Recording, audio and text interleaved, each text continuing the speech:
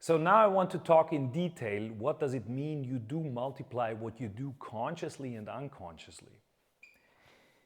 As a leader, consciously, that means knowingly, conoscere, knowing, Latin, you know that you act in a certain manner, with a certain behavior. You mean something by this. I mean to do this, so I do this and I hope for the right outcome. All right? Meaning to this leads to an action, an intended action. You have an intention with this action, and with this action, you have an intended effect. Very often, you don't get the effect. Yeah? You don't get the effect, and you're wondering, I did everything right, and what I did now, I did already 3 years ago successfully. Why doesn't it work anymore? First of all, you change, things change.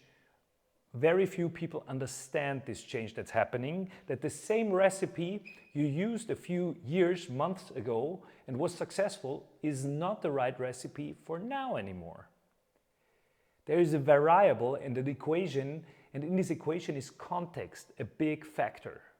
So if context changes, your behavior may be wrong even though it was right some time ago. Because, so what do you multiply what you do not know?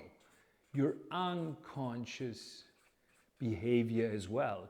This is what you actually do, your factual actions. If you rip them apart from all your intentions, and I meant to do this, by the way, one of the weakest sentences for leaders is, I meant to do this. You take full responsibility for your factual actions. And exactly this is what you unconsciously do, leads also to your actions and to your factual actions and to a factual effect. Now, very often, the intended action is not equal to the factual action. So you intended to do something with an intended action, and it should lead to an intended effect, but it doesn't fit what you intended to do. Something else is coming out. If this is happening, look at your unconscious parts. Because maybe you're factually doing something differently than what you're meaning to do. And of course, if you're doing something differently than what you're meaning to do unconsciously, the effect is a factual effect is distinct to the intended effect. How can you now find out about your unconscious parts? By the way, I want to quote C.G. Jung. As long as you don't have your unconscious conscious, it will steer your life and you will call it fate. One more time. As long as you don't have your unconscious conscious, it will steer your life and you will call it fate. You will be a victim of bad luck and good luck. The moment you understand what you are radiating unconsciously and that it's of course your responsibility that this and that happens, this is the moment you gain power over your life. Because the correlation between power and responsibility is always 1. The correlation between power and responsibility is always 1. If you're responsible for something, you have power over it. If you're not responsible, you're just a victim, you don't have any power. Otherwise, being a victim would be super attractive. But it comes with a big, high price. And the price is you have no power over nothing. Of course, you do not have any responsibility. You are just a leaf in the wind, a super poor victim. But you have zero power. And if you have zero impact and zero power in your life, believe me, depression is very close. How do you now increase your conscious part? Because the conscious part you can intentionally influence. The unconscious part influences and dominates you. This part is like above from you and always steering you. while this part you can steer, you can manage.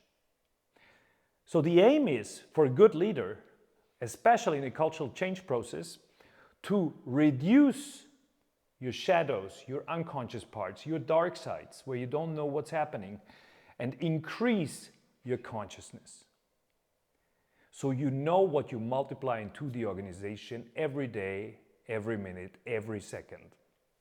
How do you do so? It's a hard part. The hard part is get rid of your meaning. Yeah, please skip it. We don't care what you meant. I'm sure you meant well. We don't care. Of course you meant well. To be honest, even the worst, the most evil people in history, if you ask them, they meant well. So meaning well is nothing. Acting well makes the difference. So increase your consciousness. The thing is, how do you increase your knowledge, conoscere, about your actions? The first thing is, you look at the effect you're having on the world soberly. Without telling the world what you meant, just like Mr. Spock from Enterprise, you look at it, what's happening in my life? What kind of effects are surrounding me? Okay, I understand. These are the effects, if I want them or not, soberly. So which actions that I did led to this effect? How do you gain knowledge about this? Very simple. Critical, constructive feedback. People telling you honestly, what you did over there, Sebastian, was shit, because this led to a loss of trust. What you did at this speech, this sentence, was really harmful for our culture, because it led to George leaving. The more information through critical, constructive feedback you receive, the more you understand what you convey through your actual factual actions, even though you intend to do something differently. But you just listen, you do not justify. Please stop justifying. Everybody knows you meant well. I repeat it again, we don't care. We care that you take responsibility for your actions, and the factual actions, not the intended actions. And out of this you will understand, okay, I meant this with the action, but it was conveyed or perceived differently. And perception beats meaning. Perception beats meaning. How it is perceived is beating how you meant it. Meaning, if I acted repeatedly like this, what could this mean about my personality? If I just look at this personality like it wasn't mine, what could this action, what kind of conclusion could I draw from the actions that I now received pretty factually through critical constructive feedback? Okay, maybe I have a problem with George, maybe I'm aggressive, maybe I'm passive aggressive, maybe have a deep hidden anger still inside me to person XY, and everybody notices except myself.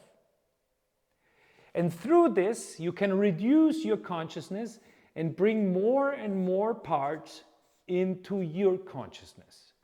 You reduce your unconsciousness and you bring more and more parts to your consciousness. As long as you don't have your unconscious conscious, it will dominate your life and you will call it fate. And as part of this course is that you're consciously steering cultural processes, the first person whose behavior you shape is yourself.